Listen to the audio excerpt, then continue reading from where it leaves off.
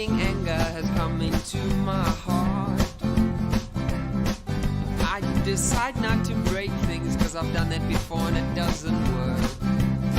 Well, there's a bushfire burning inside my heart. I don't know where to go, but I just make a start. Sit down, well, I sit down.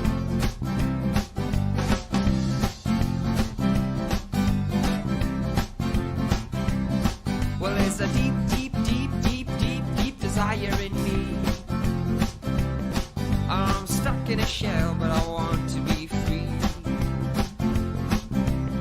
And I got that weird old funny feeling again.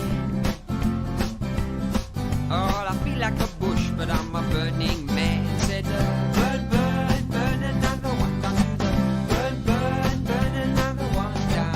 Burn, burn, burn another one down to the ground. Another one. Burn, burn, burn another one down to the burn, burn, burn another one down. Burn, burn, burn another one down to the ground. I see a fire burning down the mountain. Come on in, you got to sit and you got to see the smoke up rising. Do what you do, don't be afraid to get through. Cause if you're sitting on the beach, you know you're safe and you might just be fire touching water, taking over the sound. And everybody wanna get up to the higher ground. But don't you see they're smiling at me and don't get upset. Without the fire, nothing goes, so don't you get it wet. I said, burn, burn, burn another one down to the burn, burn, burn another one down. Burn, burn, burn another one down to the ground. Another one. Burn, burn, burn another one down. Burn, burn, burn another one. Burn, burn, burn another one down to the ground. Another one down to the ground. Another one down to the ground. Another one down to the ground. Another one down to the ground.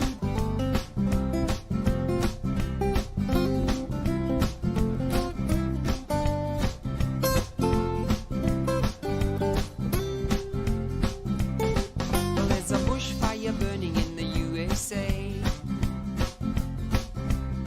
And there's a bushfire burning in the world today. There's a bushfire burning in the hearts of men. Well, I don't know where it started, but I sure know where it's gonna end. It's gonna go down. Burn, burn, burn another one down to the burn, burn, burn another one down. Burn, burn, burn another one down to the ground. It's gonna go down. Burn, burn, burn another one down. Burn, burn, burn another one. Burn, burn, burn another one down to the ground. Another one. Burn,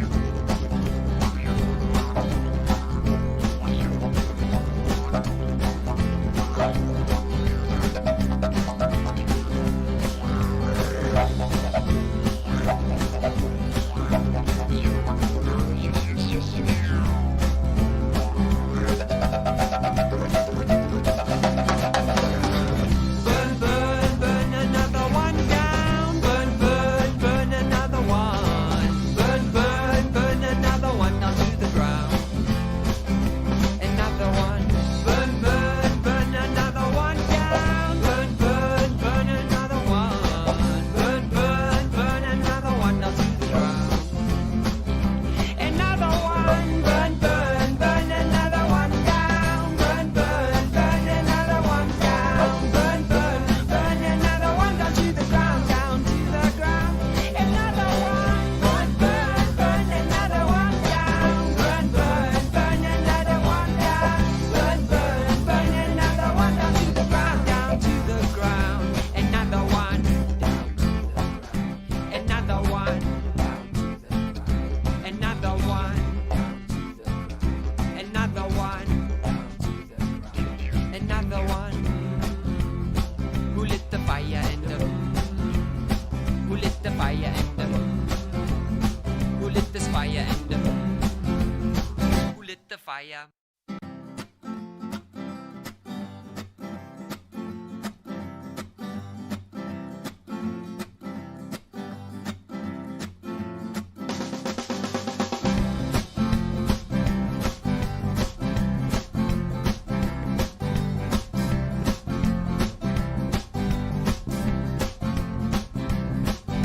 there's a bushfire raging outside my house,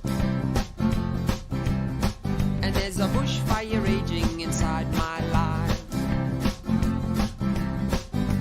Deep burning anger has come into my heart. I decide not to break things, cause I've done that before and it doesn't work. Well, there's a bushfire burning inside my heart. I don't know where to go, but I just make a start. Sit down, da-dun-da, da-dun-da, well, I sit down.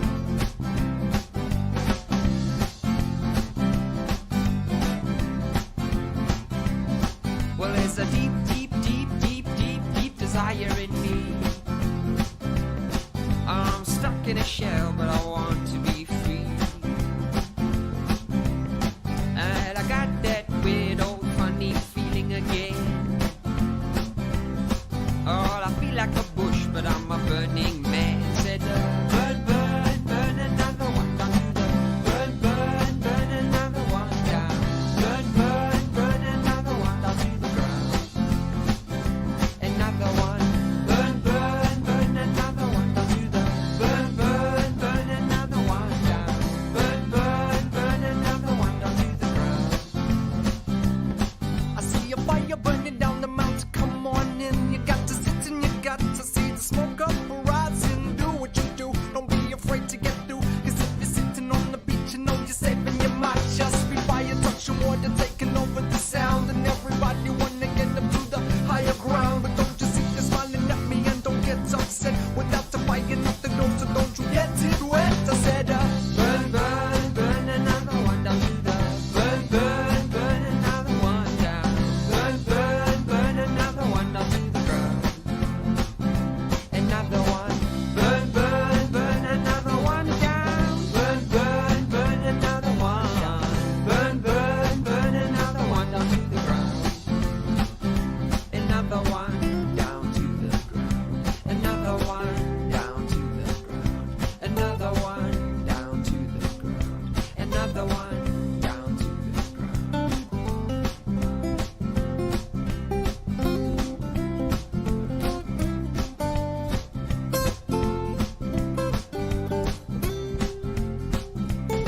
Well, there's a bushfire burning in the USA, and there's a bushfire burning in the world today. There's a bushfire burning in the hearts of men. Well, I don't know where it started, but I sure know where it's gonna end. It's gonna go down. Burn, burn, burn another one down to the burn, burn, burn another one down. Burn, burn, burn another one down to the ground. It's gonna go down. Burn, burn, burn another one down. Burn, burn, burn another one. Burn, burn, burn another one down to the ground. Another one.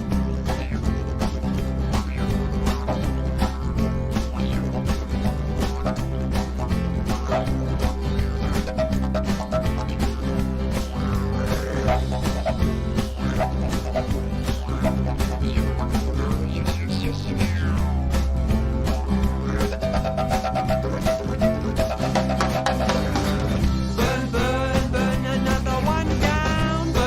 burn another one. Burn, burn, burn another one down to the ground. Another one. Burn, burn, burn another one down. Burn, burn, burn another one. Burn, burn, burn another one down to the ground. Another one. Burn, burn, burn another one down. Burn, burn, burn another one down. Burn, burn, burn another one down to the ground, down to the ground. Another one. Burn, burn, burn another one down. Burn, burn, burn another one down. Burn, burn, burn another one down to the ground, down to the ground. Another one down to the ground. Another one down to the ground. Another one down to the ground. Another one down to the ground. Another one. Who lit the fire and who lit the fire and who lit this fire and who lit the fire?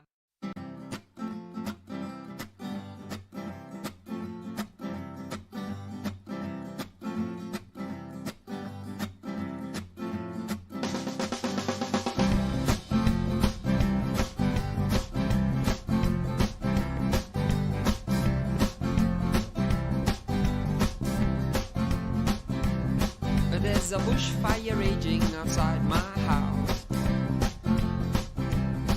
and there's a bushfire raging inside my life. Deep burning anger has come into my heart.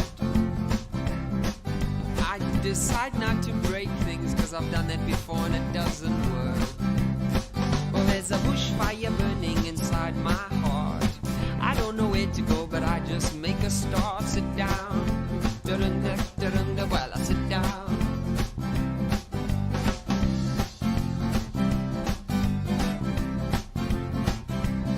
Well, there's a deep, deep, deep, deep, deep, deep desire in me. I'm stuck in a shell, but I want to be free. And I got that weird old funny feeling again. Oh, I feel like a bush, but I'm a burning man. Said, burn, burn, burn another one down to the burn, burn, burn another one down. Burn, burn, burn another one down to the ground. Another one. Burn, burn, burn another one down to the burn, burn, burn another one down. Burn, burn, burn another one down to the ground.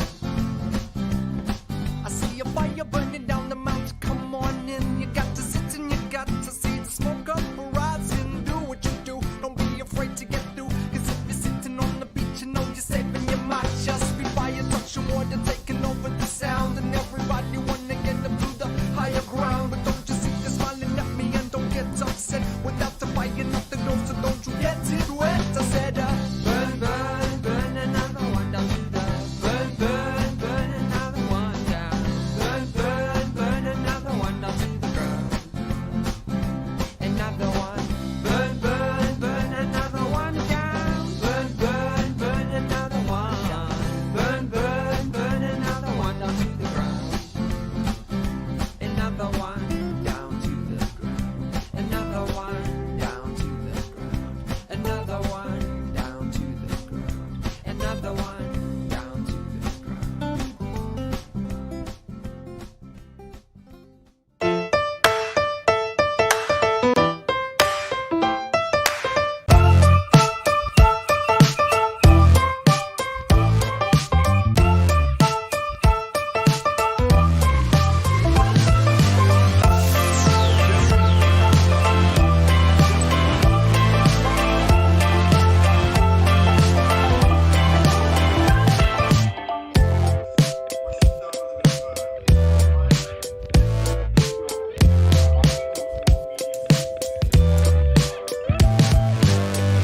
That's my motto.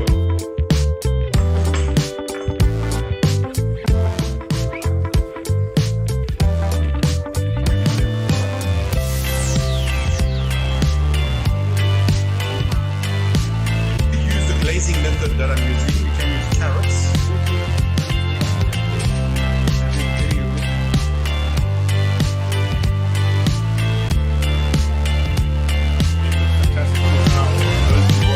And to those of you at home, thanks for joining us.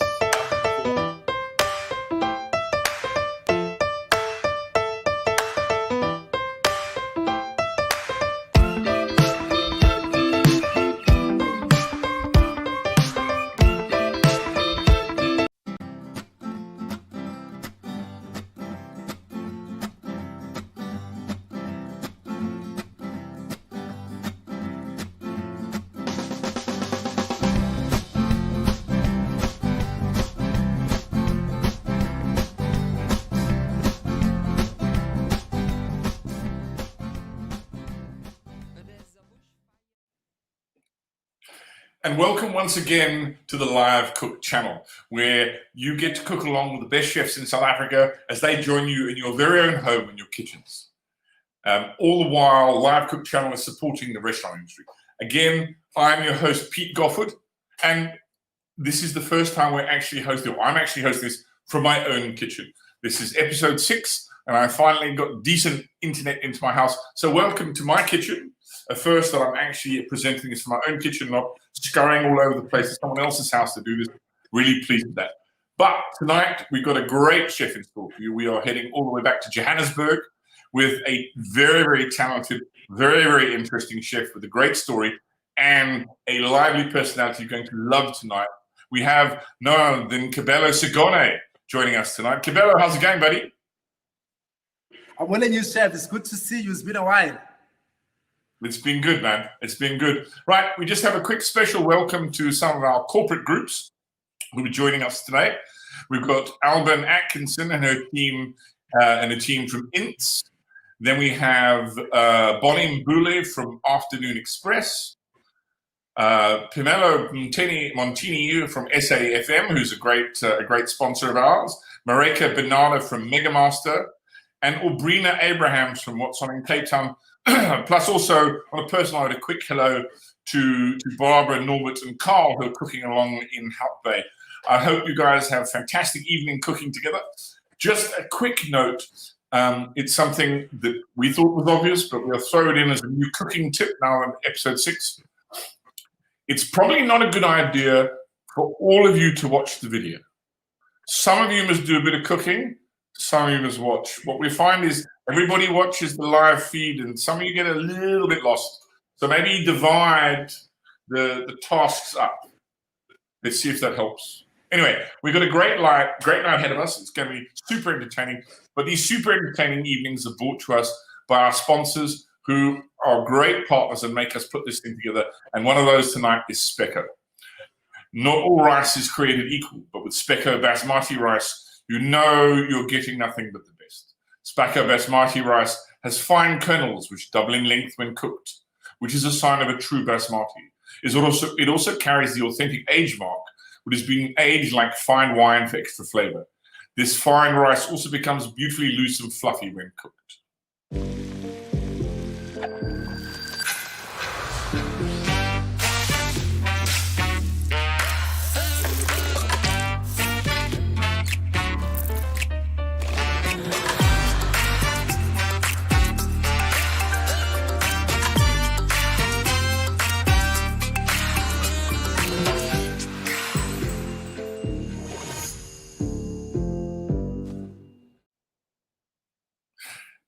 Great, we're back. So it's fantastic to be cooking with you, Kabelo, tonight. We've done Kabelo and I have done a number of functions and stuff together, but usually we're in the same kitchen. I usually go up to Johannesburg and I've had the pleasure of cooking at HDL on a number of different functions. So it's actually cool, even though we're on different parts of the world of doing this on the internet, very cool to see you again. Kabelo, you guys have been pretty damn busy during lockdown. Tell us a little bit about what you've been up to. Chef, thank you so much, and good evening again to our viewers, our contestants out there. My name is Chef Kabelo Segone. I'm the Vice President of the South African Chefs Association, as well as Managing Director of HTA Training and Development. So basically what has happened during the lockdown, since we were informed back in March to obviously shut down, go into hard lockdown, we obviously had to adapt and revert our training methodologies and revert all of those into an online portal.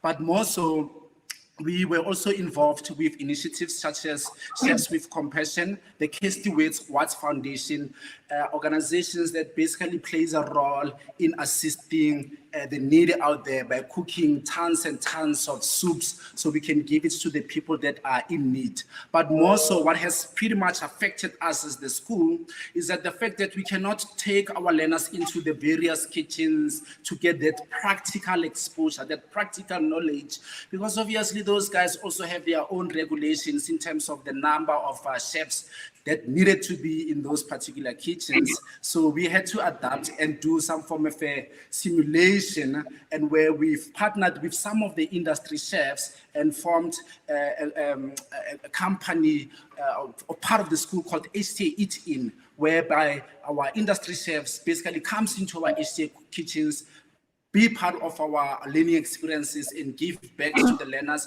by cooking beautiful, fantastic meals that the normal public can basically order from us. So it's been fantastic, it's been challenging, but we are surviving, we are blessed, and we are thankful, and I'm looking forward to cooking with everyone out there tonight. Great stuff, man. I think I think it's a statement of how current APA is, that you've adapted to the current climate.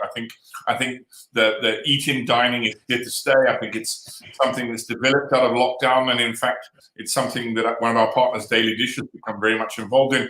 And so I think it's here to say, the fact that you're now developing that as part of the training curriculum, I think is superb. And also, I have to take my hat off to you and all the chefs. You know, chefs around South Africa have stood up to be counted during lockdown and have all manned the stoves and the soup pots and the kettle and done what's needed to be done. You know, it's been done purely on a voluntary basis, and it's been amazing, the camaraderie and what can be done. You guys with Chefs from Compassion, fantastic, and for us down here in Cape Town, the Superthon, which we'll talk about a little bit later. You've got to take your hats off to the fact that chefs have come to the party and really made their skills useful during lockdown. But let's get on with tonight's entertainment. For those of you at home, this is how it works. If you haven't joined us before, if you're watching for the first time, how it works is you can book to cook online. You can do it either through web tickets or through foodguru.menu. You pay for your basket, and on the appointed day, Daily Dish will deliver locally sourced and ethically produced ingredients, and you will click on the link at the appointed time, namely 6 o'clock, and you'll be cooking alongside myself and one of the top chefs in the country, and you will produce fantastic. The other upside to actually buying a ticket is that there are loads of prizes to be won. We have a lucky draw every episode. Plus, we have our Instagram plating competition.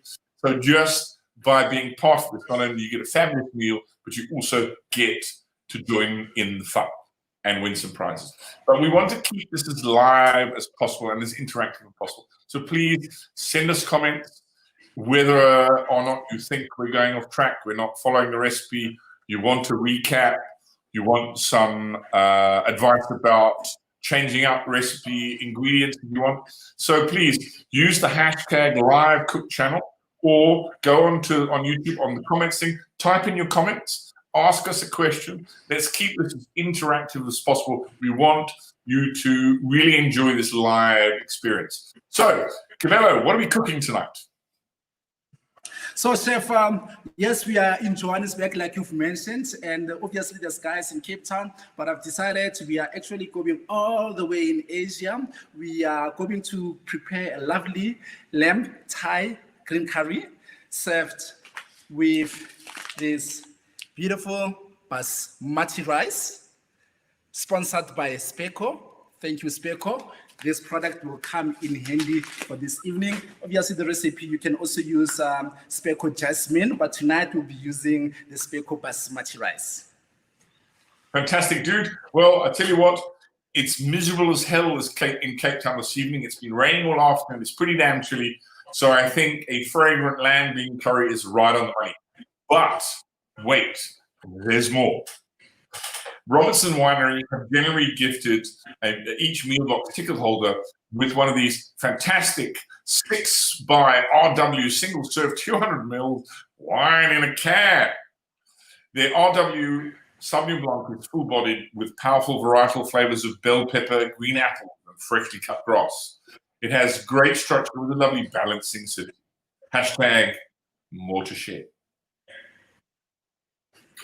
So, Kabelo, before we get going, are there any special utensils everyone's going to need tonight, or is it kind of the usual gear? You know, if I may also just add, talking about something special, I hope our participants out there, they've got themselves that beautiful Robertson wine, but also I want them to also get some a bit of some ice on the side. I'll be showing you how to make some garnishes with our red bell peppers. So just a bit of some ice cubes on the side. But other than that, make sure you've got your pots. Make sure you've got the pots obviously for the curry, and then the pots for the rice, and then make sure you also have bowls so that we can soak our basmati rice in. Make sure you've got a strainer. If you don't have that, even a normal sieve would also work.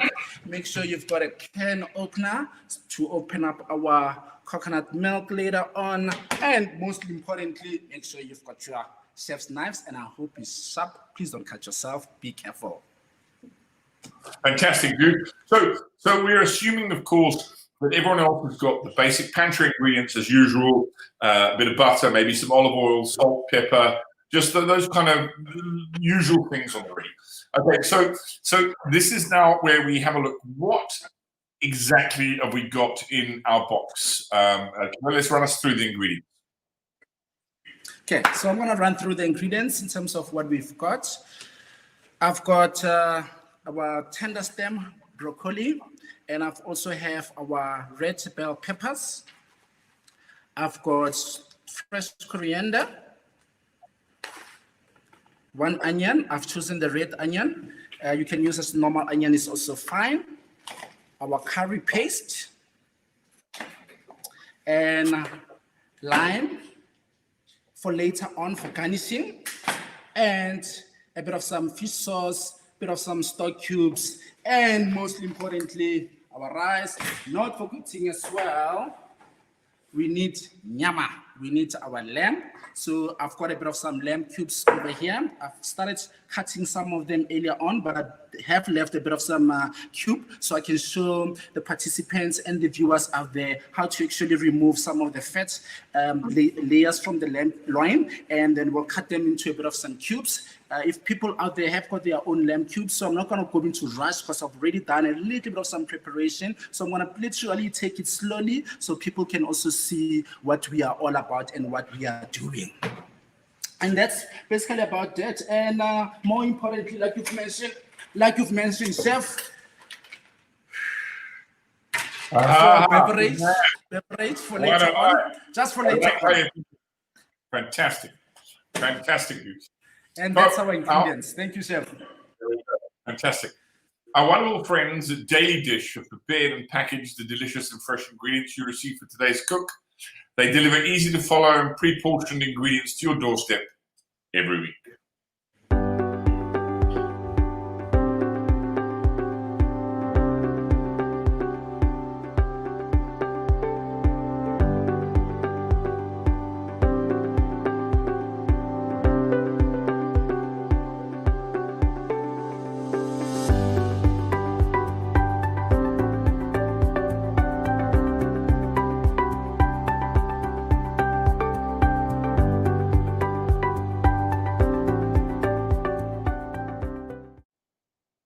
And welcome back to the live cook channel with Kabelo Segone. Okay, dude, I'm starting to get hungry. I love the look of all those ingredients, and I'm a massive fan of Thai green curry. Folks at home, I'm assuming by now you've got the utensils you require. You've got all your ingredients unpacked. Kabelo, it's down to you, my man. Take it away. Thank you so much. So first and foremost, what I'm going to be doing, I'm going to just take bit of our speckle rice, then I will soak it. So I will use just 1 cup of speckle into warm water. So the viewers, the contestants out there, you can do the same with your speckle rice that you've got. So just make sure you soak them into a bit of some warm water. So I'm just quickly going to do that.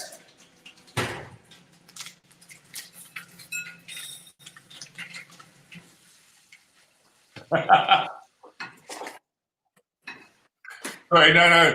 There's a comment on the screen says, "Why do I have to share my wine?" Janet, you are more than welcome. Drink it all on your own, girl. So, chef, I've got my rice that is basically going to soak, and I will leave that on the side. I'll forget about it for now because, again, with speckle, particularly the basmati rice, doesn't take a lot of time to prepare and to cook. Now I'm going to move on to my lamb cubes. So let's get our lamb out.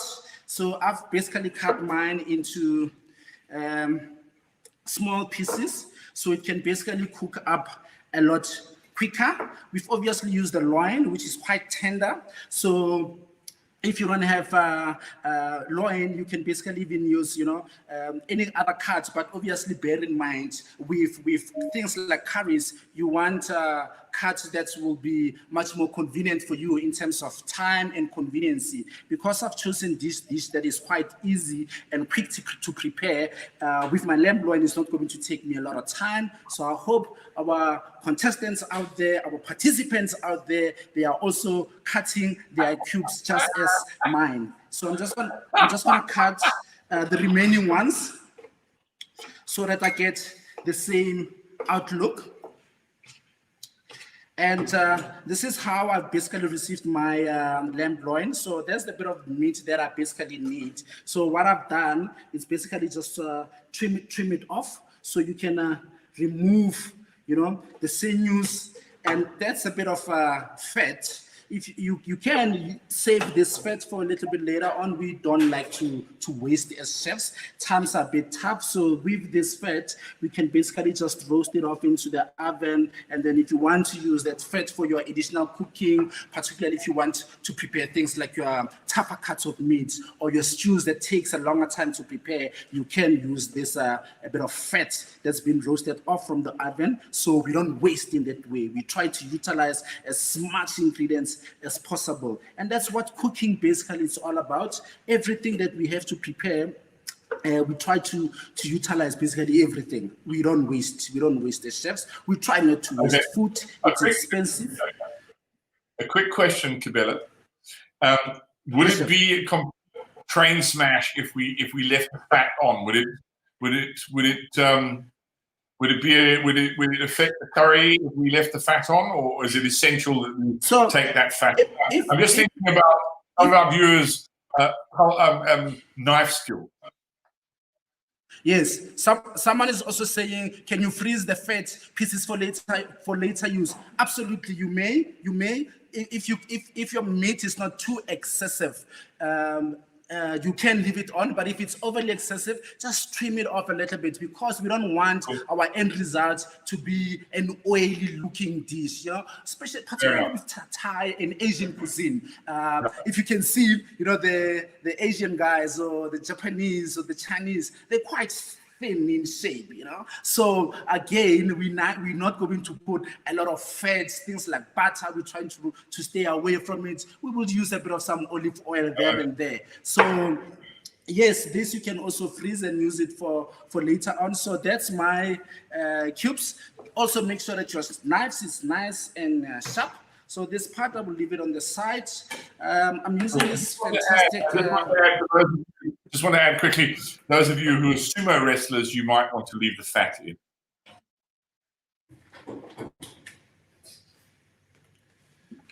Yeah, so for those that want to leave the fat, nothing wrong. So I've got this beautiful prof pots. So I've basically just swapped the red.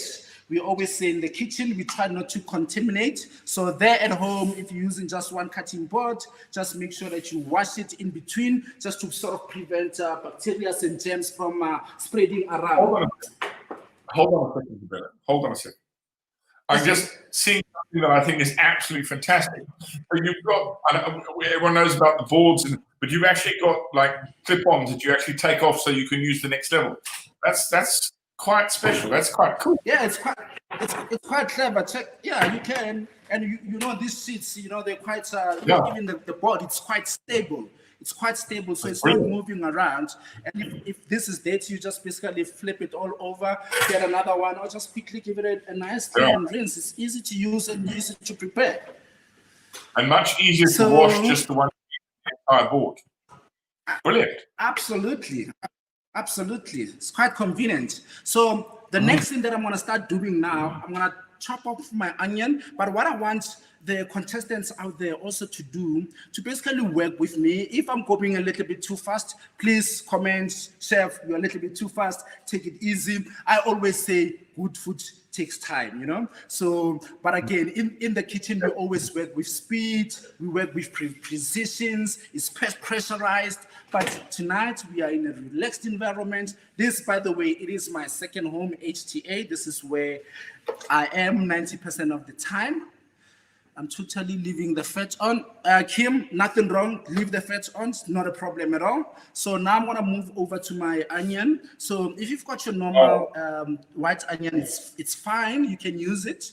You can absolutely use it.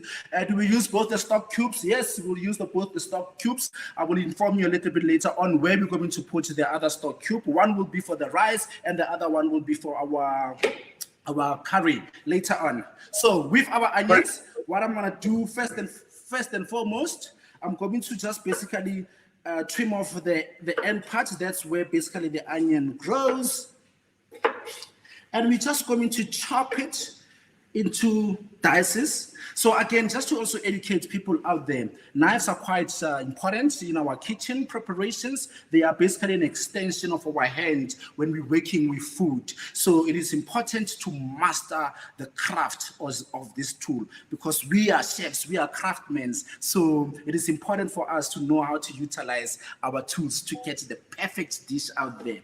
So with my onion, in terms of chopping it, I'm just going to basically slice a bit of some sliders on the side, and then I'll do the same thing, just again with the tip of the knife, and I'm not rushing, I'm not rushing, taking it easy.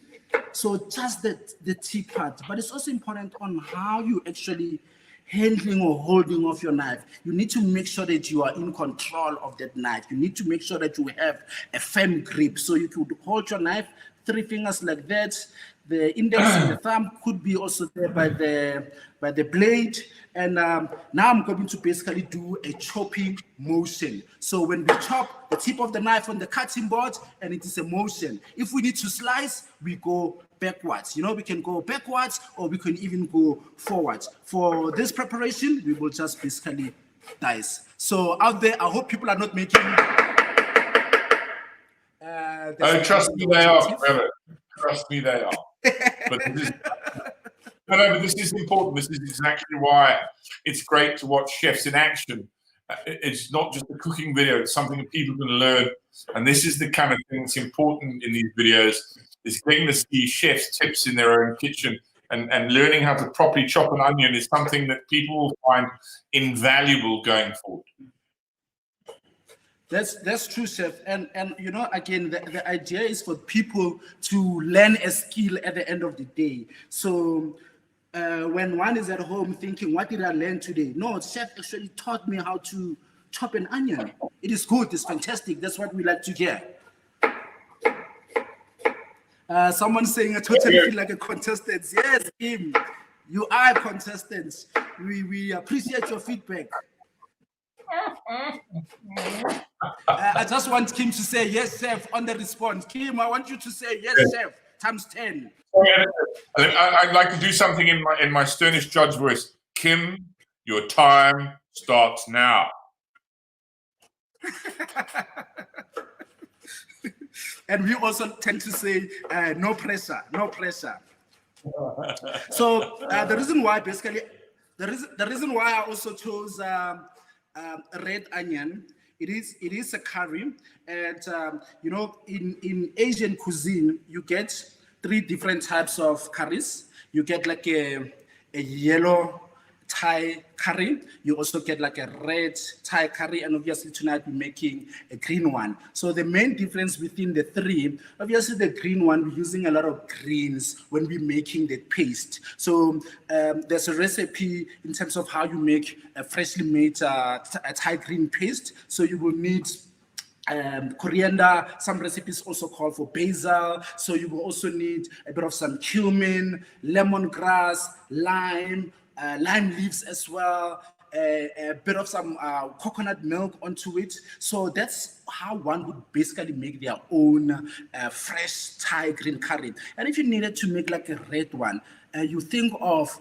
the red spices, think of chili, think of tomato paste, think of paprika, all of those green spices. And what would make a yellow one, the dominating spice into the yellow one would be basically the turmeric. The turmeric would be playing a massive role. So then people will wonder, okay, so chef, then why are you using the red peppers if you are making a Thai green curry? Wouldn't this work on a red curry? So the reason why I opt for the red pepper is because they are nice and sweeter, and they're a little bit older than the green ones. So the green ones, I tend to find them a little bit bitter, but I want to bring a bit of some sweeter element, sweeter, fruity element. Hence, I opt for the red onion and a bit of some red peppers as well. So I hope everyone is still on track. I hope people are not being left behind. If I am going fast, again, please let me know. And now my onions are there, sorted.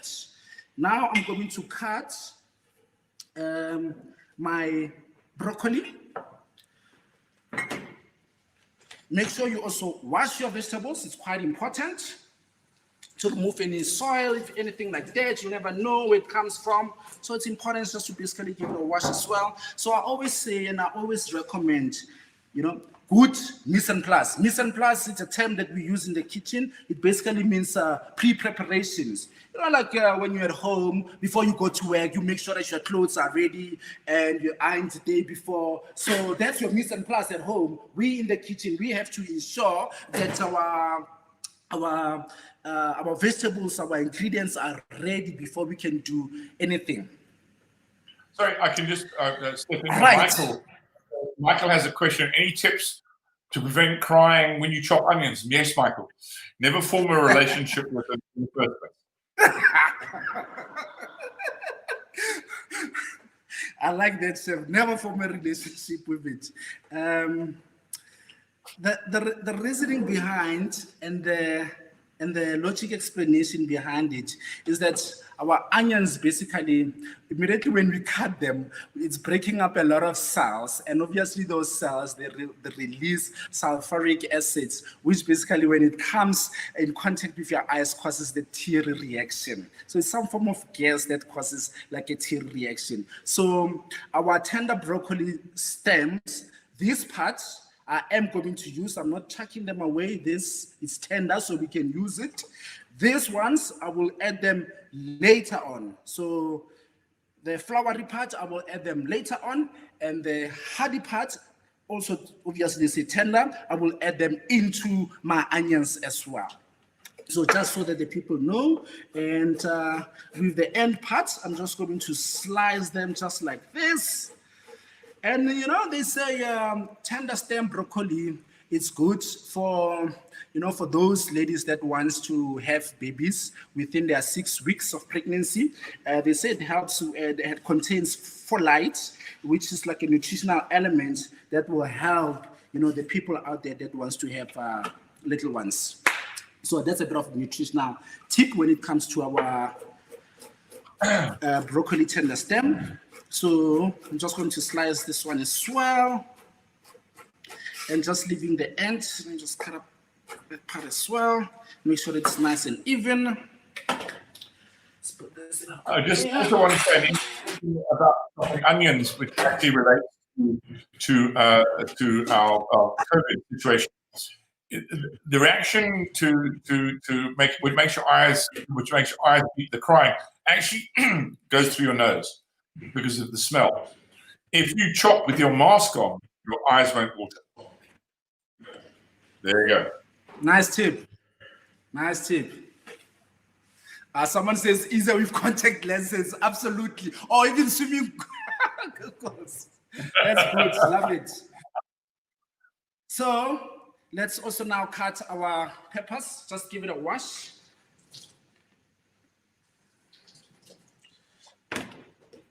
So with our peppers, what I'm gonna do, slice them just like this, just like that. This part, don't throw it away. You can always use it for things like pizzas at home, or any other dishes that you want to use. So I'm just gonna cut them off like this, and I will show you why just now. And I also mentioned earlier on, make sure you've got a bit of some ice cubes. And the reason why we need those ice cubes is that I will show you how to make like a garnish or two. So I'm gonna remove this membrane from our peppers, as they also tend to be just a little bit bitter. So just this white part needs to be trimmed off. Just get that out of the way. There you go. do that. There you go. Almost done. That's it. So this part I'm not going to use, so I'll put it on the side. So with our peppers, we're going to also chop them into dices. Yes, and then in terms of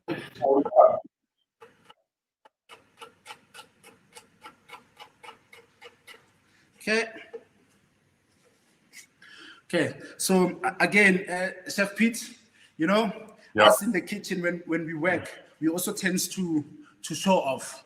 You know, we want to show off our craft because we are passionate about it. You know, so sometimes when I do demonstrations out there, you see now I'm slicing, but I'm actually looking at the camera. But my cuts are exactly the same.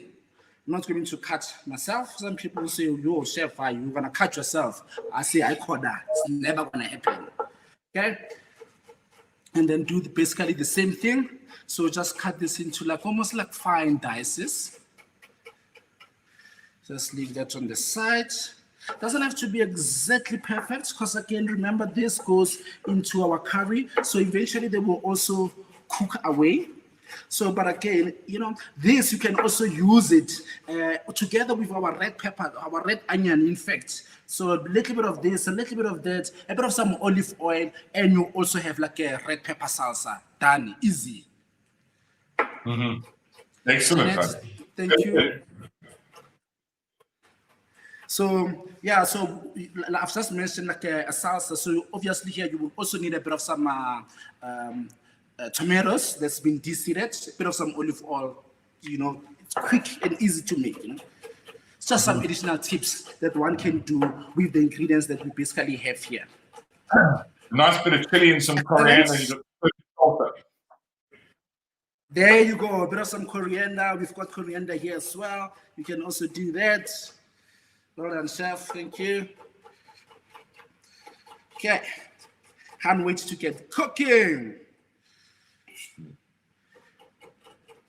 There you go. And then I'm just going to basically leave these two, but these two I'll show you what we do with them for our garnish for later on.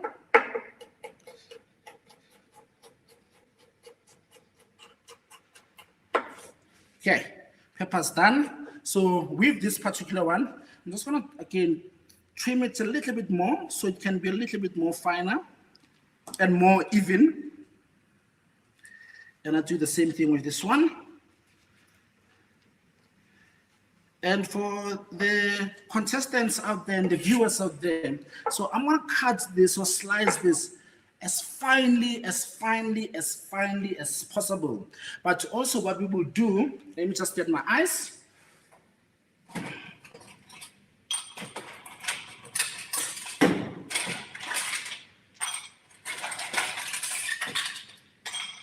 So I brought some ice cubes, some water, and we're going to slice this as thinly as possible. Thin as possible. And the reason behind why we're doing this is that our peppers will now put them into ice water. So they will pretty much kind of curl and looks quite cool for presentation for later on. And remember, our pepper is quite fruity and sweet. So we can eat it basically raw. As you know, we can have this into our salad as well. Absolutely nothing wrong with it. So as thinly as possible. So I'm just laughing at a question. Rams, you need to, don't worry about the portion. You just need to do some crunches and more work in the gym tomorrow to work off any kind of food you're cooking tonight. Don't worry about it. So I've got my peppers in a bit of some cold ice water. I'm going to put them in the refrigerator so it can just basically freshen up and crispy up. Okay, then later on, I'm gonna just clean up a little bit, then we go into our stove, then we start cooking, because I think people cannot wait to get cooking.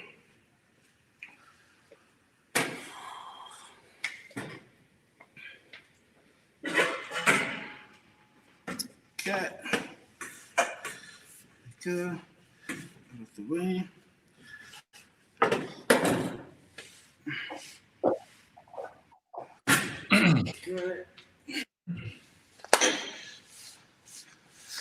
Okay, now I'm going to go onto my stove. Make sure that you also have, let's just get all the ingredients out of the way so we don't forget anything. So our Thai green curry paste. It smells beautiful. Yum, yum. Coriander, we will use, this one we'll use for the cooking. The bigger packet we'll use for the cooking. And the smaller container, we will use it a little bit later on for our garnish. And obviously, like I mentioned, our limes, we'll also use it later. Our tender stems, we'll also use it a little bit later. We have a bit of some fish sauce. It will also come in handy. We've got chicken stock, and then we also have a bit of some vegetable stock.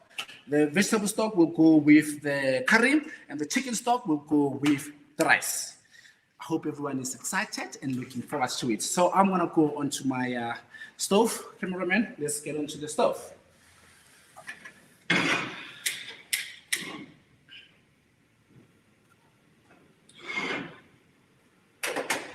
So, you got it there. I'll just move that.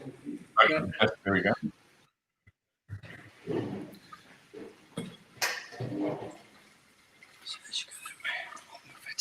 Just turn that inside. Yeah.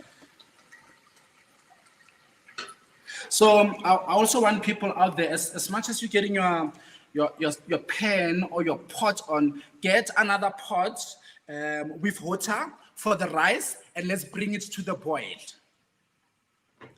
When do we use the stems with the coriander? We will use the stems with the coriander about 10 minutes towards the end of the cooking process. So I'm just going to get another pot on.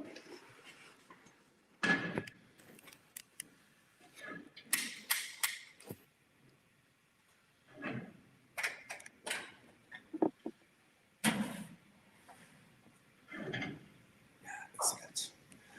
Right, so the onion. I hope everyone's got the ingredients the way I've got them as well. Lemon cubes. Some green curry paste. Make sure that your pan is nice and hot.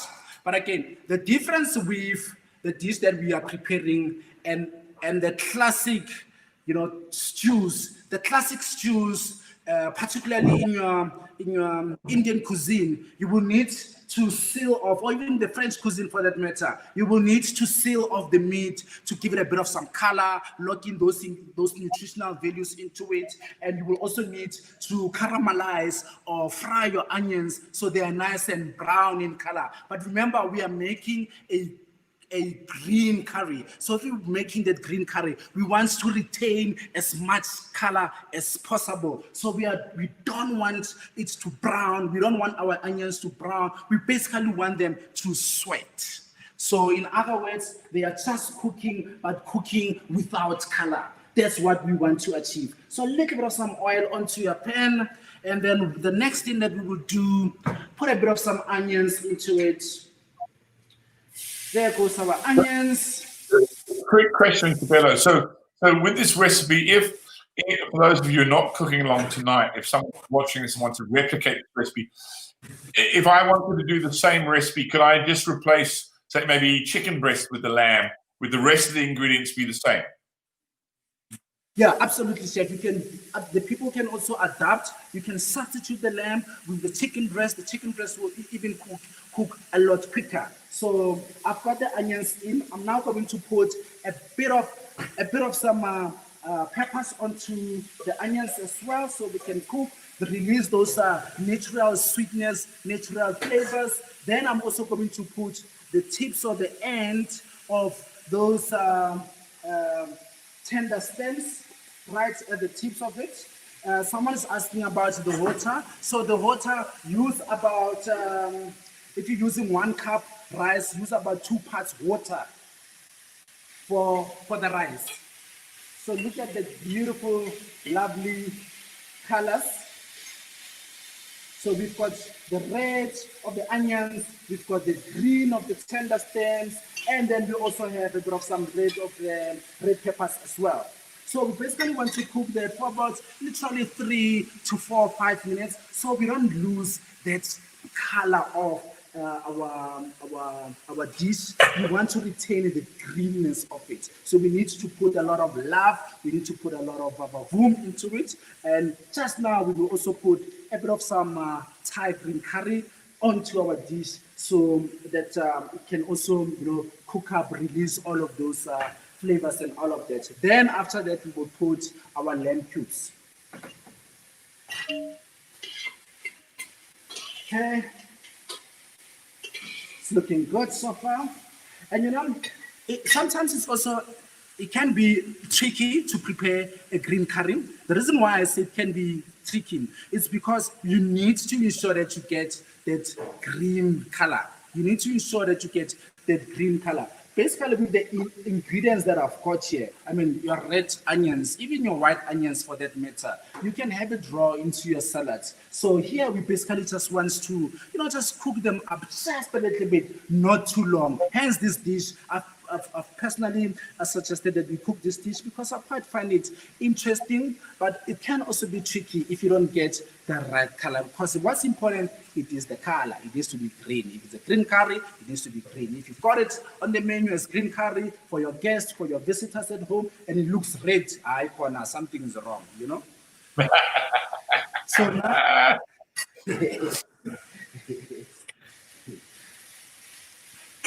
so now goes in my curry paste. Oh, yes. Chef, sorry you're not here, but this is powerful. The flavors here, it's powerful. Green Thai curry paste is one of my most favorite things in the world, and it's that pan. The smells that come off the pan are just amazing, and it's just a hint of what. Okay, so now we add in the lamb. Fantastic. Okay, cool. Yes. Now our lamb is in. So we basically now want the lamb together with the spices to kind of incorporate, to come together. Get the spices must also be penetrated onto the meat, so it has that beautiful curry flavor and the curry taste to it. If you find that, like my pot here, it's a little bit sticky there at the bottom, so you can add just a little bit of water just to kind of deglaze, release of those sediments from that pan. Some people, if you want to be wild, if you want to be creative, if you want to be innovative, I mean, nothing wrong. Where's your, oh Lord. Kai, I just mentioned now that, if you want to have fun, you can put a bit of some Robertson wine, Sauvignon Blanc, but I'm not going to do that. I'm just going to have a sip, quench my thirst.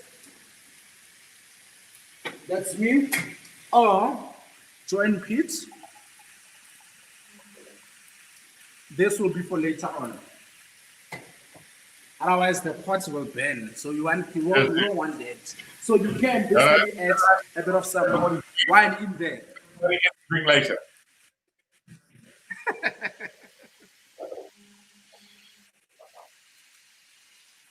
Okay, so I love.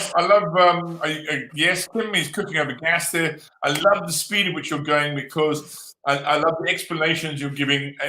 It's giving enough time for everyone to catch up and really get into the thing. What are we supposed to have in the ice water? Michael, you're supposed to put your thinly sliced red peppers as garnish, just to crisp and curl up the red pepper slice. Right, on your Karen going, Kabelo, all yours. So what I've got now, I've got a bit of some water with our vegetable stock. That goes onto there now. Okay. So look at that. Still nice and green in color. That's what we want. Ooh la la. Ooh la la. Nice. So now we're going to cook this on a low heat. So basically before our stock, we've just dissolved in about 125 mils of water. And now I'm going to leave it on a low heat just to basically simmer. Let's put it on low. Just now. Just a quick question, Kabelo. I see you Yes, sir. the vegetable stock. Could you use lamb stock if you had lamb stock, for example? Yes, absolutely. You can use lamb stock. You can use we always say recipes are there as some form of a guideline, but people need to put their personal touches. Just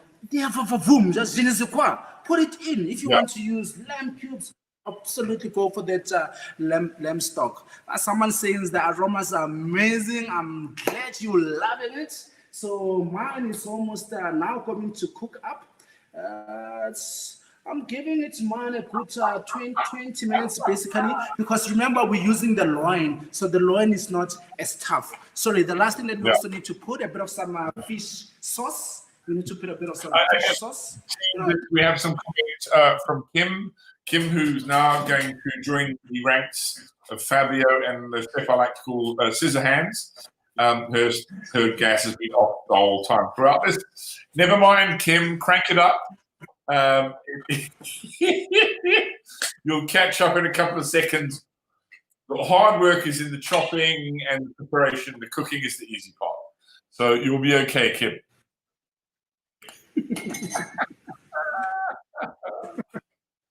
There's always one. There's always fun.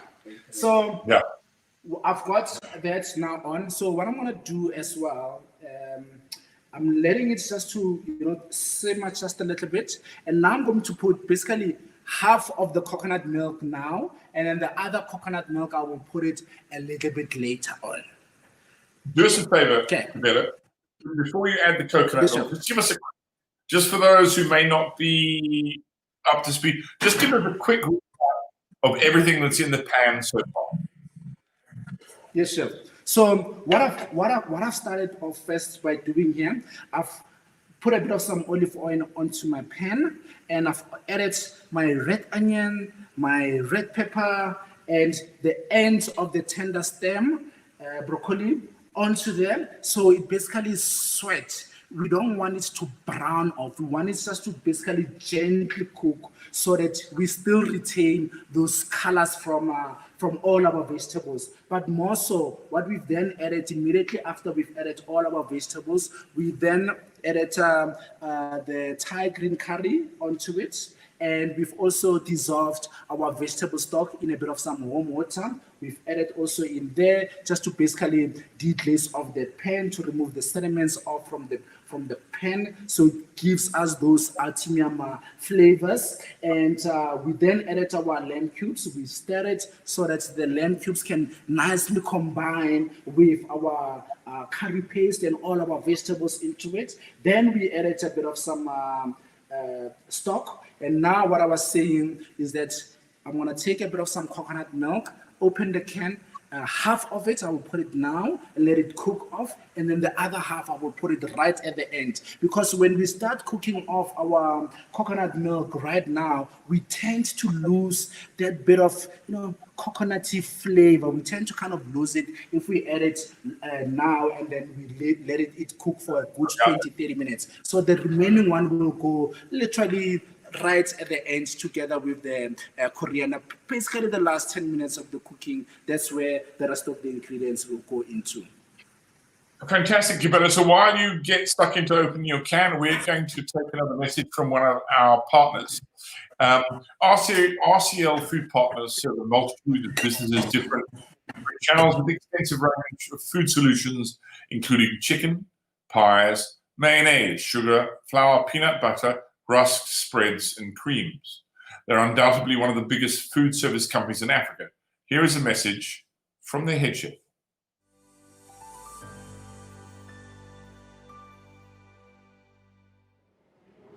It all started in 1960 on a farm at Hammersdale, where Rainbow Chickens was founded.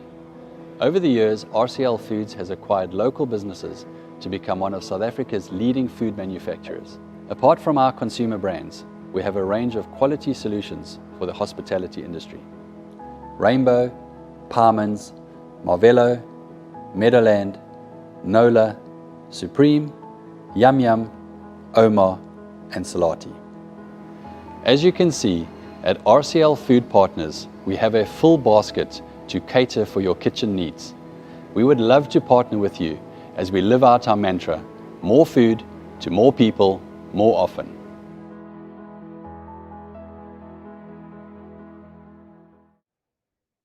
And we're back. Cool, Kabelo. How are we doing? Let's crack on with our coconut milk. What's happening, dude? You can turn it a little bit. So basically our coconut milk, make sure that you also kind of shake that can off a little bit. I'm also going to chop off our coriander. Just give it a wash quickly. And then we're going to chop it off.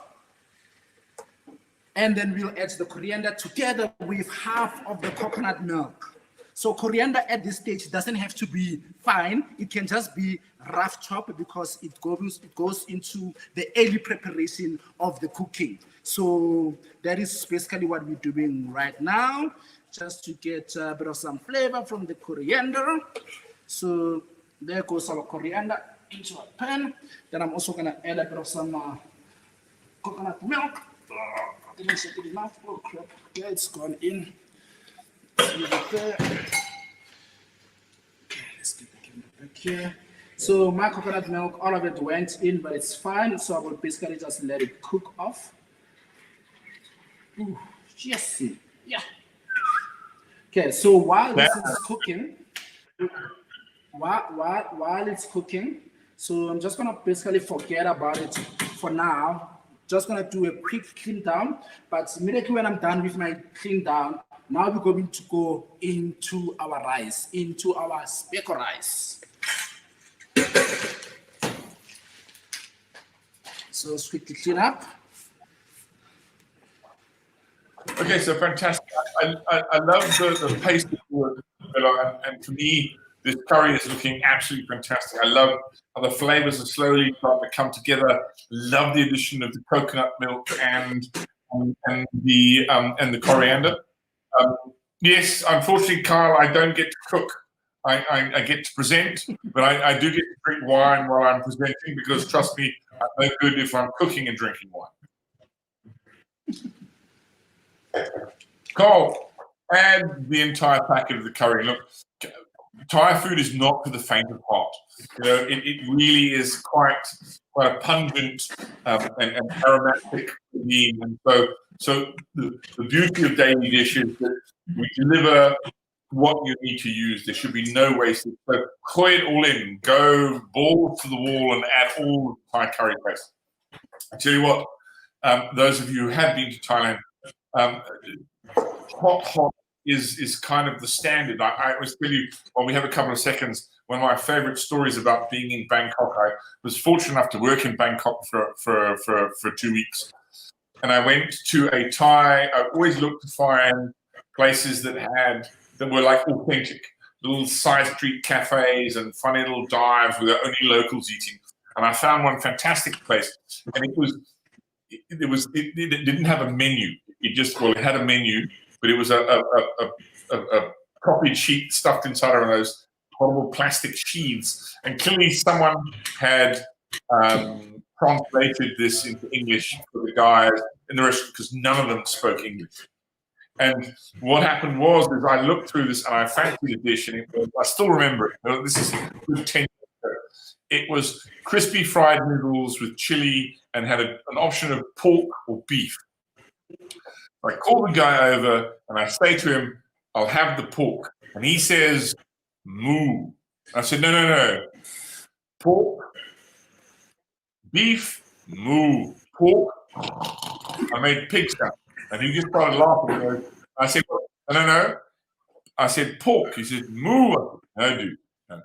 I felt like I was doing a rendition of Old Farmer Brown. And I continued. He eventually called a friend over and they went, and I said, pork. He goes, they both went, moo. I said, no, guys, pork, beef, moo. Eventually I realized we were getting nowhere. So I said, look, bring food. Bring food. I'll eat it. I don't care what it is. They brought the food. It was pork. It was absolutely delicious. It's one of the highlights of my trip to Thailand. The next day I went to a restaurant that had a properly translated menu. What do you think the Thai word for pork is? It's moo. M-U. The translation written in English, pork is moo. Needless to say, I never went back to that restaurant. So I felt like a complete tit. But I must say, I do love Thai food. I love the fragrance. I love the vibrancy, and I certainly love the power of food. Okay, here we got a question for Jim. Chicken stock is for the rice. So the stock is for rice. Yes, chef. So I'm putting my stock right now as we speak onto my pot of rice. Then I'm going to add. Because remember, the speck rice has been soaking now for a good 30 to 40 minutes. So that now goes onto our pot. And we're just going to let it come to a boil for about 5 to 7 minutes. Not forgetting a bit of some salt. Should be in your pantry. Just give it a clean up. Okay. Give it just a gentle stir. Remember, we've got our stock cubes in there as well. So there we go, just to get a bit of some flavor going. Fantastic. That's Brilliant that. idea. So that is yeah. And I think that holds when you cook rice for anything, Kabelo. You know, use a stock cube rather than just water. Even if you just want to use a veg stock cube, I think it just gives that rice another dimension. Yeah, no, absolutely. It gives it a bit of power. Plain rice, I think it's just boring. So if you add flavors into it, either chicken stock, vegetable stock, lamb stock, whatever it is, it just gives it a bit of some vavoom. But again, with speck rice, you can do so much. You know, you can play around. You can do like your savory rices with it. Put the peppers, put the onions, just make it more colorful. We always say we eat with our eyes. So if it looks good, surely it should taste good as well. Hundreds. Oh, yes. Oh, someone was also commenting about the hotness, saying it's a bit hot, but the coconut milk, basically, because it's a bit sweeter, tones off that hotness of it. So, yeah, but I love it. Yes, it's curry. So, it's curry. It needs to be hot. And also, I think the other thing to note, the difference between Thai curries and Indian curries is that Thai curry is more of a soupy consistency, not that sauce that you would normally have with a curry from either India, Bangladesh, or Pakistan. This is a far more almost soupy consistency. So people shouldn't think they need to cook it down till it's a thick, claggy sauce. No, that's absolutely right. So again, also with my curry here, I'm just basically giving it a gentle stir. But again, I want the sauce to basically reduce down a little bit. So the moment it goes down basically in half and it has been reduced, so it will also give us like a perfect consistency as well. So it's also important to make sure that the consistency is also right. It shouldn't be too runny. It shouldn't also be too thick. There's no thickening agents or anything like that onto it. So basically, naturally needs to just simmer and have its natural reduction, which helps with those thickening abilities. Because remembering, you're also going to add the rest of the coconut milk a little bit later just to finish it off. Yeah. So for mine earlier on, my can went all in, but for the people that save the coconut milk, the moment we add the tender broccoli stems, that's when you can also put the remaining or the balance of the coconut milk. So nothing wrong. So mine, I've shaken it and just it went in. I didn't shake it enough, so make sure that you give it a good shake, because remember it solidifies as well. And for me, the thing is the seasoning of it. You're using that fish sauce, which is quite a sort of savory element. That's a large portion of the salt that you're going to put in. Obviously, you might tweak it later on, but that fish sauce that you've added, that's very much the sort of salty element of the dish. Yeah. Yes, 100%. So the fish sauce also helps with those thickening abilities. So I will taste and obviously taste a little bit later on. Yes, Laura, add half the coconut milk. That's absolutely right. And I think Kim also asked what happens to those peppers that we put in the fridge. So the peppers will be used. We'll use them later on for our garnishing. So just to make them look pretty.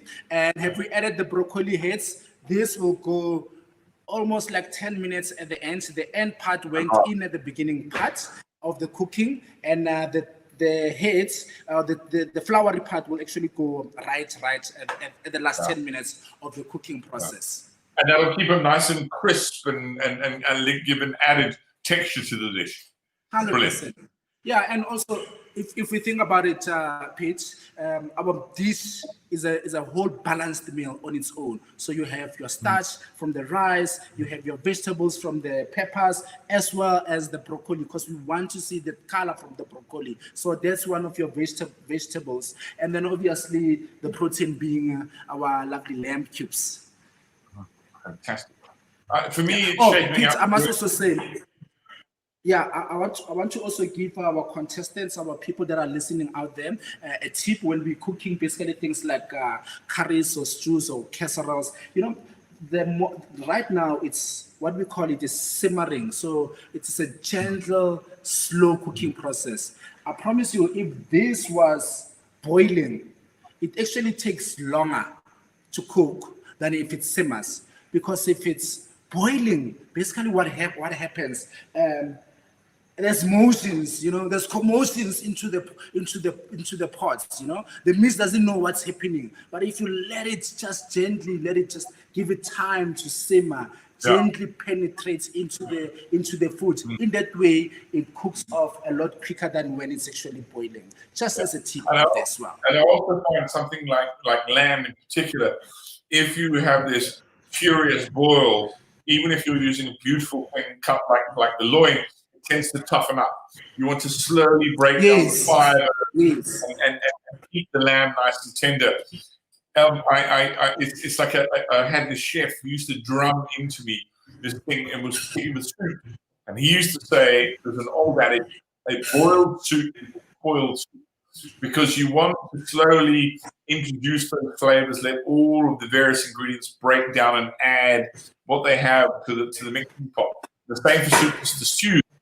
So don't boil it furiously. You're not being quicker. You're not producing it faster. You're actually really messing with the actual fiber of the entire dish.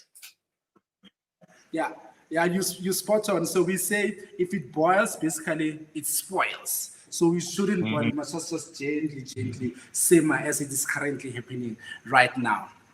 And now the rice has been going on, so I'm just going to quickly strain it off. But I also just want to show the people.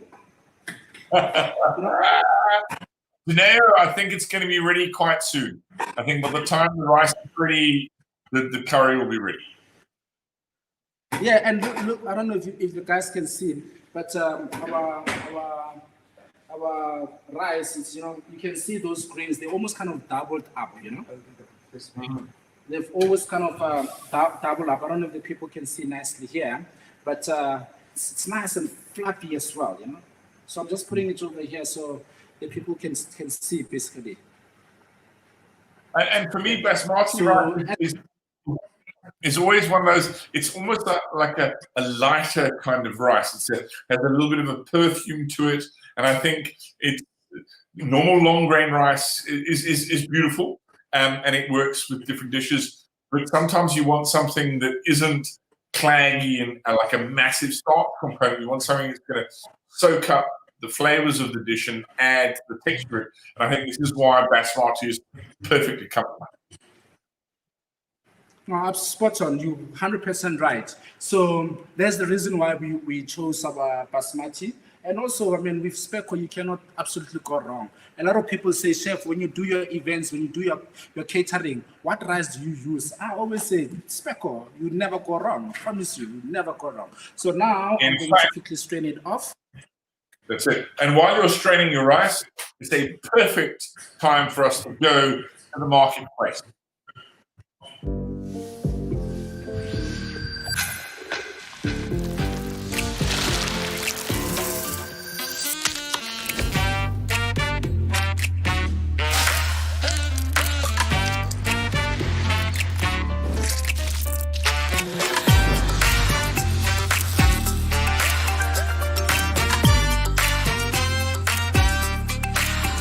Rice doesn't get better than this.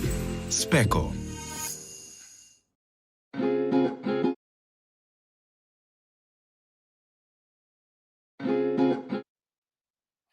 Oh, okay. So we're back. So we're straining rice. I think this is a great time to recap on where we are. So we've got all our delicious ingredients in the pan. The rice is about done. It's cooked in chicken stock. Kabelo is just going to strain it. And we are ready. That curry is looking bloody marvelous. It's bubbling away again, slowly. And it's going to be quite a soupy consistency by now. All those lamb flavors and that beautiful curry paste is coming together. Tanya, yes, it should be on a slow simmer. It should rather bubble away because, as we said, we don't want the liquid to reduce completely. It's not a thick Indian curry. This is more of a soupy kind of texture. So rather low and slow is best. There we go. Look at that rice. Fantastic.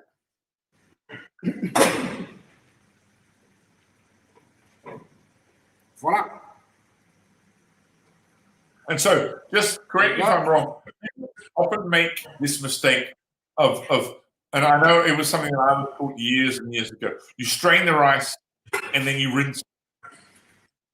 That doesn't make any sense. We strain the rice and now we keep it nice and hot because we want all of that beautiful. If you rinse your rice, folks, all of those lovely flavors that have been sitting in that pot, you're just rinsing out. Remember, we've cooked this rice in chicken stock. If you now rinse your rice, you're losing all that lovely chicken stock flavor. Yes, spot on. And again, remember, we've soaked the rice before. So literally, there's no need. A lot of people say, no, we're rinsing off the starch, we're doing that. But we've already pretty much kind of soaked it off, you know? And with your long grain rice, some recipes will say, wash off the rice first, so to prevent people from still having to strain it off, if I may say. Now, I'm just basically going to prepare my garnishes. I'm going to prepare my garnishes. So this is where our, for those of you who have been wondering why you had your red pepper in ice water, this is where it all makes sense. Yes, 100%. But before I do that, Chef, so the tender, the flowery heads of the broccoli, this is now the time where it can now goes in, yeah? So, I mean, this literally 5 minutes and your dish is done. If you've got your coconut milk, you then can add your coconut milk. If it's not too runny or too thick for that matter, if it's too thick, you can thin it down with a bit of coconut milk. But I'm happy with my. Okay. So just to recap, you added all of it at one time. If those who've held some back, they should be adding the rest of it now with the tops of their broccoli. Correct, Chef. Excellent. Spot on. That's absolutely it. Yes. Yeah. Cool. Okay. So now I'm just quickly going to chop off some of the coriander, not all of it, just few. And I'm also going to slice off the lime. And if you've got a grater, there's 2 limes. So one, we will just basically zest or grate it with the fine side of the grater. That will go into the rice. A little of coriander will go into the rice, and some of the coriander will be for our plating for a little bit later on. So if I may just quickly recap again. If I may recap, so this cut in half. Or we can actually even do wedges. People must just play around. So I'm going to, let's just do 1 wedge. So I'm gonna cut mine into wedges like that. So this will be for my curry. And then I'm going to grate of this zest into the rice. And I'm going to chop off just a little bit for the rice, and I'm gonna leave the whole ones just to put onto our plate right at the end. I love the idea of the zest in the rice. It just gives that rice that lovely zing, and it doesn't need the juice, doesn't need the shock. That beautiful kind of that fragrance of the lime zest is just going to make that rice come alive. Fantastic idea. Brilliant. Absolutely, and gives it a bit of a power as well, a bit of a just a little bit, not too much, because it can tend to overpower, but you don't want to put too much.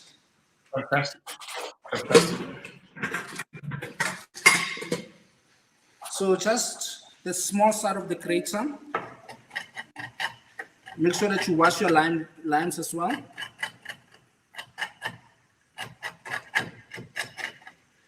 Even just a normal grater will do. So I'm just using this Nunu one. And when you're grating it, don't go too deep into the white membrane, because that's the part where it basically becomes bitter as well. So you just want basically the outer layer, and that's it. Lime, a bit of coriander. You want the side of the grater that you normally use, that fine side, not the one that looks like it's got acne. Yeah. One side that you use to grate Parmesan cheese with, that, but like the one with the small holes. That's the beautiful thing for the zesting anything. Yeah. There we go. That's the way to go. So you use this part. Yeah. Yeah. Okay. Brilliant. So excellent. So I'm not gonna quickly go into the rice. Put my yes, smells so beautiful with the lime. That goes in there. Let's give it a stir quickly.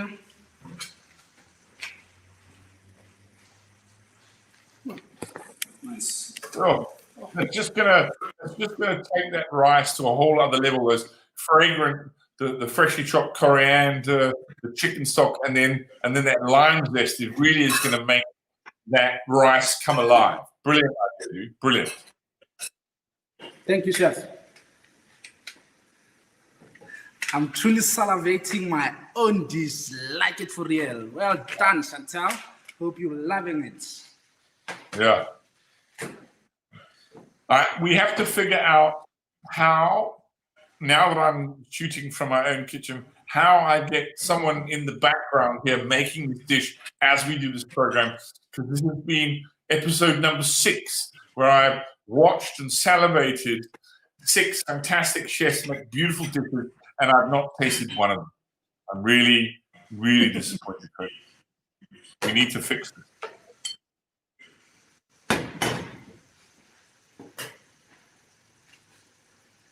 Yeah, Chef, one thing that I must also say with this live cooking channel, I think it's a beautiful opportunity for the chefs out there to also showcase their skills, but it also brings families together. So I'm sure a lot of people now, they're cooking together, they're loving it, they're getting a new skill, families are now becoming united. Food always connects. Look, I think you're right. I think as is happening as we speak, Uncle Cyril is hopefully informing us that we're going to level 1 of lockdown, and things are slowly getting back to whatever. Sorry, I nearly said the wrong word. The next normal will be. But the point of it is, concepts like this, I think, are here to stay.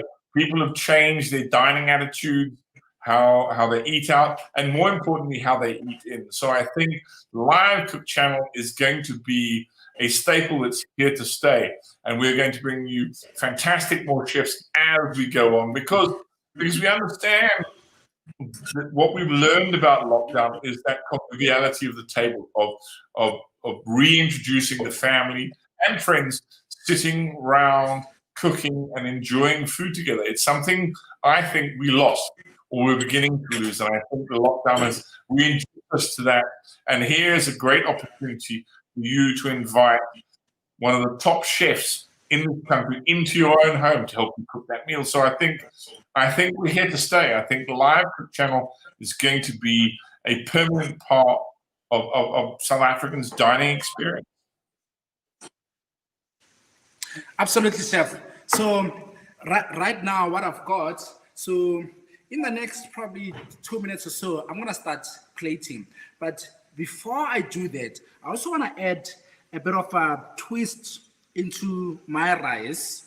So I'm gonna take some of the peppers, some, not all of it, just some of it, just to give our rice a different dimension as well. So a bit of some red pepper onto the rice as well. But this one, I'm gonna chop it also like fine. And there's the curly ones that we've used earlier on. So this will be more for garnishing. So Okay, just quickly chop it up.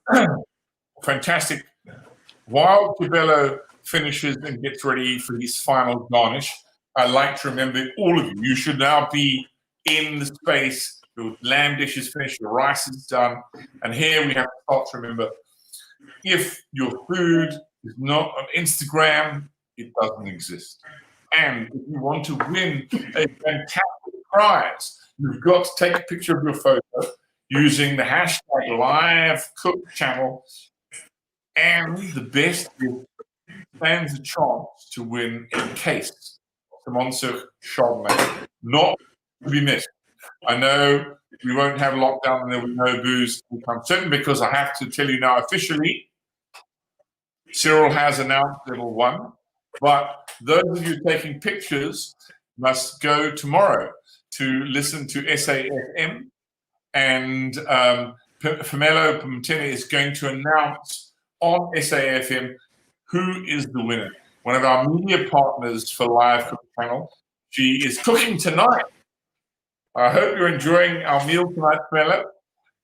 And she will announce who the winner of the plated competition is. So, and remember, this is why you have to buy a ticket. Not only do you get to experience the magnificent Thai green curry that's on tonight and all the dishes before, but you also get to win fantastic prizes. Right, now before we get on to our final plating, we mentioned earlier that Kabelo was involved in a concept in Johannesburg with the Chefs Association called Chefs with Compassion. Down here in Cape Town, we have our own version of that.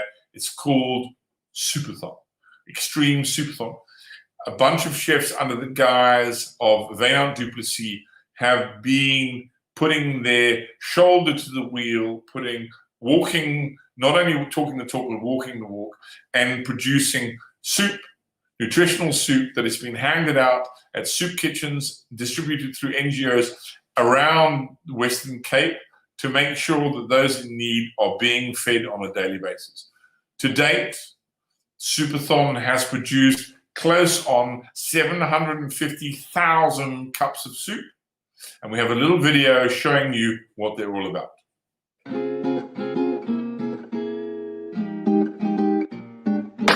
Extreme Superthon came about in early April 2020, just as the COVID-19 pandemic had broken in South Africa. It had been put together because our founder, Wynand du Plessis, had been handing out soup before, and he had run out of soup that he was giving away. And he phoned up a couple chefs and asked us if we would help him with a really great idea, which we all thought was, it was a great idea, was getting 1,000 kilos of veg, from the market, and we were able to produce 2,000 liters of soup on our first cook, and that did not last very long. And we realized that South Africa had a pandemic, not only with COVID-19, but hunger was the problem too, and we were going to have a starving nation. Each one of these packets behind us feeds 60 people. That's 60 cups of soup, 60 cups of soup from one of these bags, and this is what we're all about, trying to reach 67,000 cups of soup this week.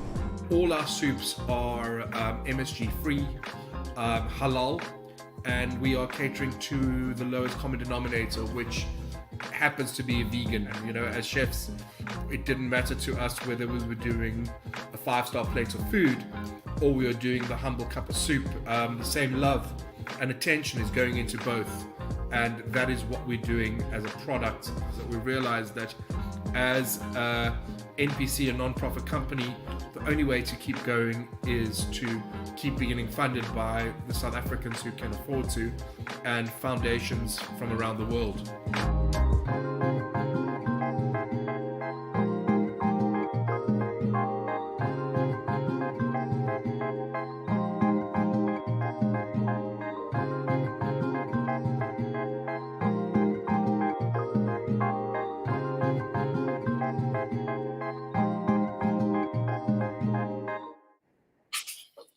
Remember, folks, this is a magnificent movement. It's a movement dear to my heart, and you may have noticed me peeling vegetables.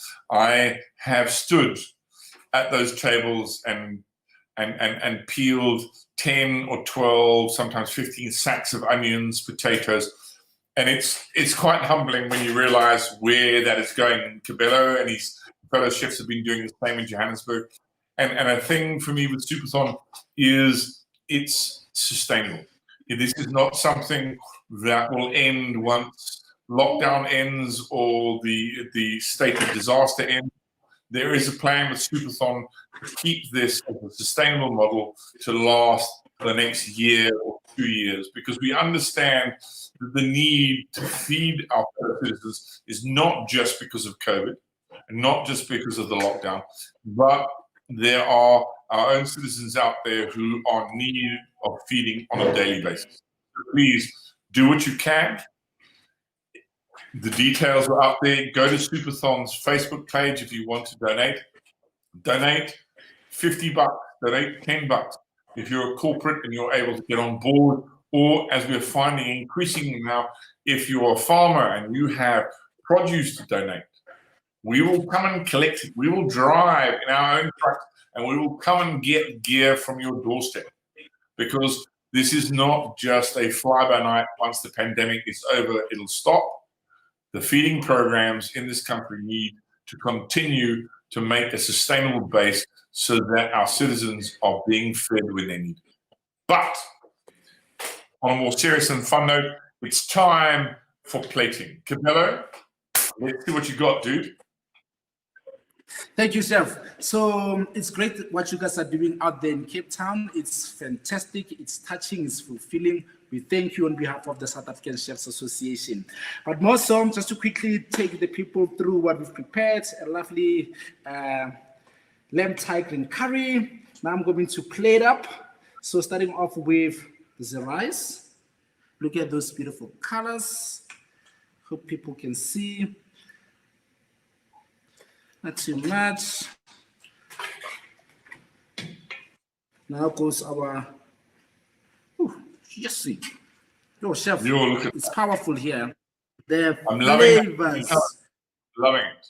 But look at the consistency as well. Huh? Yo. Yeah, I'm telling you. So let's just put one more for luck. There you go. I'm just gonna wipe that off from the plate, and goes our garnishes. So I'm just gonna put just one over there, and put another one there. Let's do that. Put that on the side. Ooh la la. The flavors are basically just to die for. There goes into our peppers.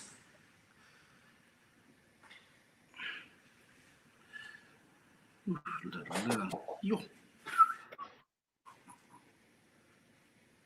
Salivating here by myself. Okay, you go there. Chef, Dude, all that's my dish. that's fantastic, my man. All I can say is I hope that there's more people there to help you polish off that curry because it looks absolutely gorgeous.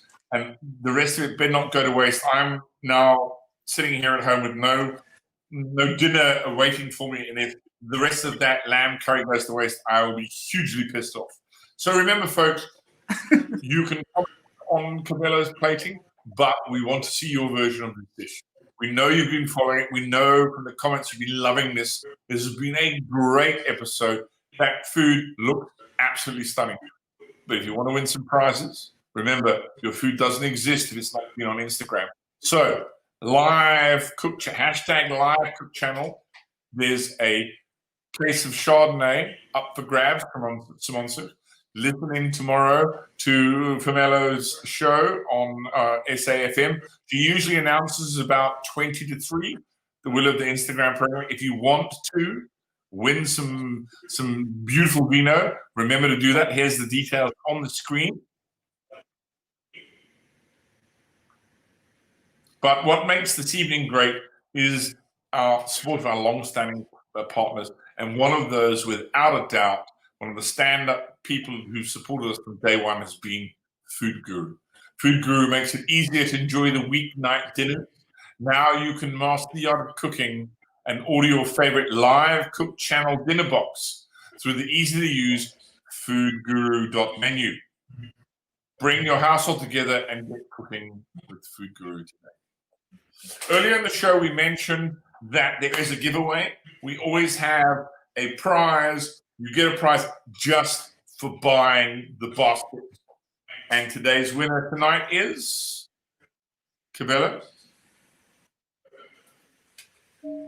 You go for it, chef. Our lucky winner tonight is Leanne Kelly. Well done, Leanne. You have a bonus prize by virtue of buying a box. So, Congratulations, Leanne. Congratulations. Our next episode, next month, we're back in the Mother City with one of my favorite chefs. She is incredibly talented. Her plating, her thinking about food is quite revolutionary. It's Michelle Turon. She's the head chef and food guru of the Hazendal estate in Stellenbosch. She has got several different food outlets there, and she's doing the most amazing food.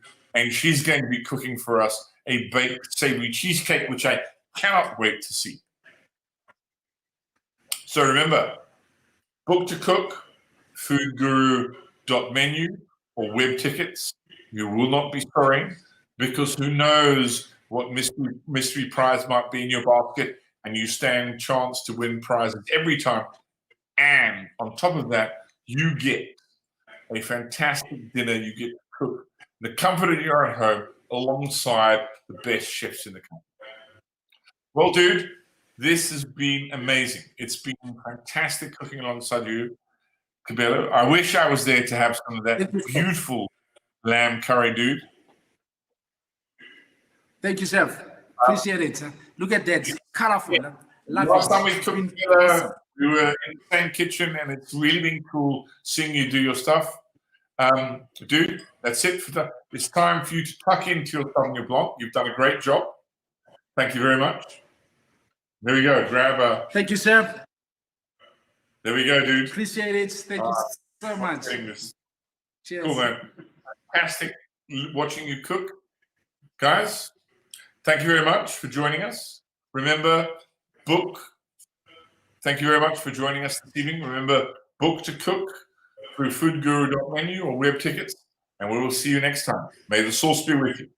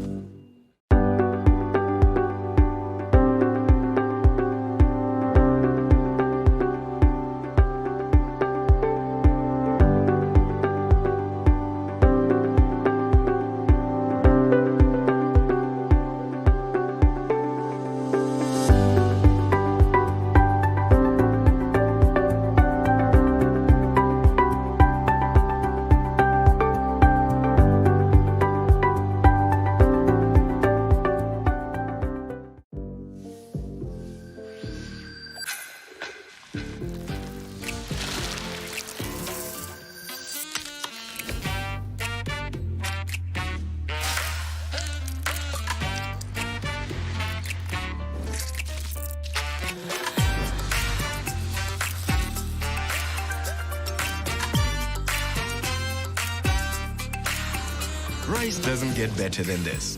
Speckle.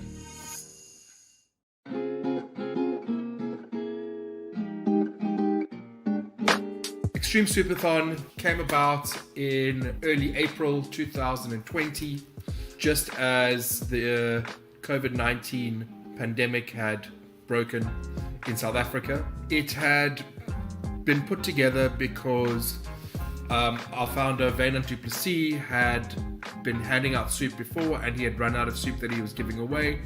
And he phoned up a couple chefs and asked us if we would help him with a really great idea, which we all thought was, a great idea, was getting 1,000 kilos of veg from the market. And we were able to produce 2,000 liters of soup on our first cook. And that did not last very long. And we realized that South Africa had a pandemic, not only with COVID-19, but hunger was the problem too, and we were going to have a starving nation. Each one of these packets behind us feeds 60 people. That's 60 bags of soup, 60 cups of soup from one of these bags, and this is what we're all about, trying to reach 67,000 cups of soup this week.